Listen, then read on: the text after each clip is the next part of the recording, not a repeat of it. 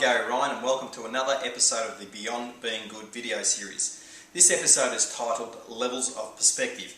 I'd like to recognise Daniel Kim from his work when he was at the Sloan School of Management at the Massachusetts Institute of Technology, who created this Levels of Perspective matrix that I'm going to be walking you through.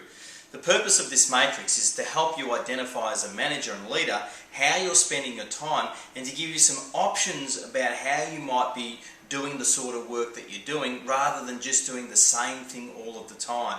And as we go through this matrix, your task is to see which of these 5 levels of perspective, which are equally valid, and I'll repeat that as we go through this, they're equally valid, but are there some levels where you seem to find yourself all of the time and other levels where you rarely visit? So this is going to expand your options about how you might do the work that you're going to do. So there's 5 levels of perspective, starting at the bottom with events, patterns, systemic structures, mental models and vision.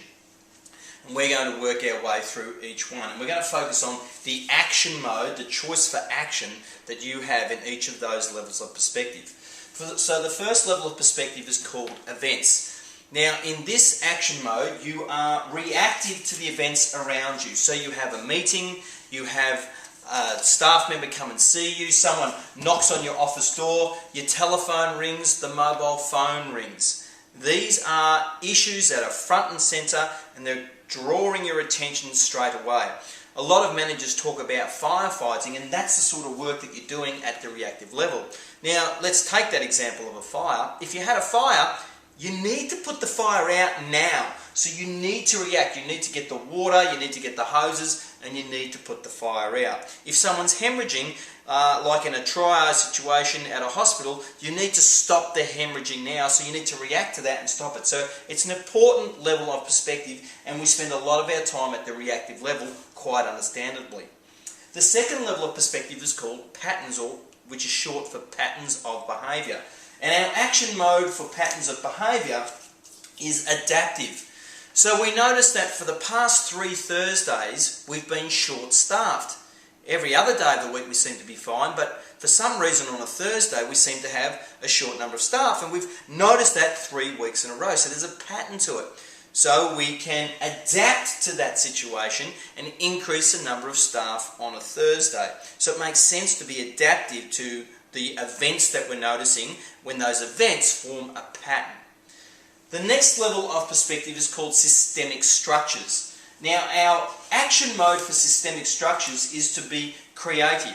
Now, what systemic structures are? The rules, policies, procedures, the physical structures that drive the behaviour of the people in your organisation. So you might have certain rules, policies that are actually causing behaviour that you don't like.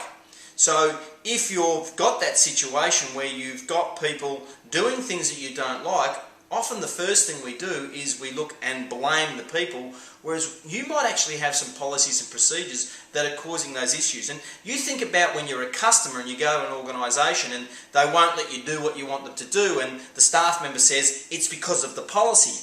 Now often, unfortunately, that's true. It is because of the policy. And that policy represents a systemic structure that's causing the behaviour that you're seeing at the event level, which is often repeated at the patterns level. So in the creative action mode, the options that you have is to look at your rules, policies and procedures and say, if I'm seeing patterns that are occurring at an event level of things that I don't like, what are the rules, policies and procedures that might be causing that to happen?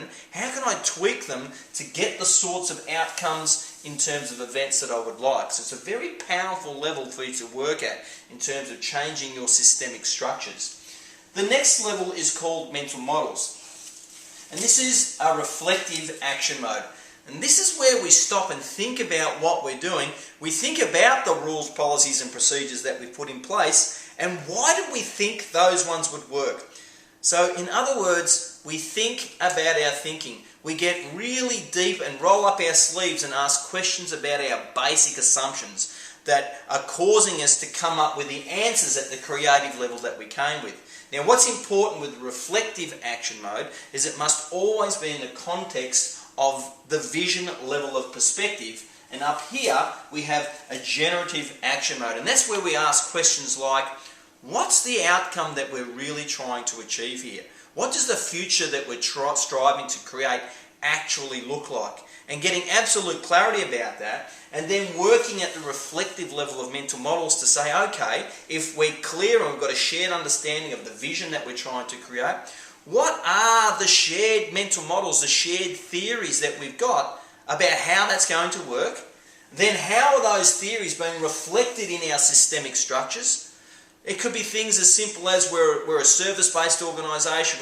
We talk about treating all our staff equally, and yet the 5 highest paid people in the organisation get a car park and at the front of the building and no one else does. That's an example of a systemic structure. Now, I'm not saying that that's a bad thing to do, by the way. I'm not saying you shouldn't give car parks to those people. But the mental models level gets us to think about, well, is that consistent with what we're trying to create? Are our vision, mental models and systemic structures consistent? If the answer is yes, fine, keep them. If they're not, change the rules. That's how you use this, so that we're seeing, again, at the patterns and events level, exactly what we want to see. I find that this is a very powerful model, and when I ask most managers that I'm coaching and working with, what's level, as I've explained this, seem most familiar to you, they talk about these 2 bottom levels being the ones that they see themselves be at the most, and yet this is where you've got a lot of power. Again, I'm not saying that you shouldn't be down here. You can't avoid being down here. This is an event right now, recording this video. I've got my plan and I'm here and I'm doing it, so I'm reacting to my plan. But it's in the context of the vision and my mental models about how I think this is going to work.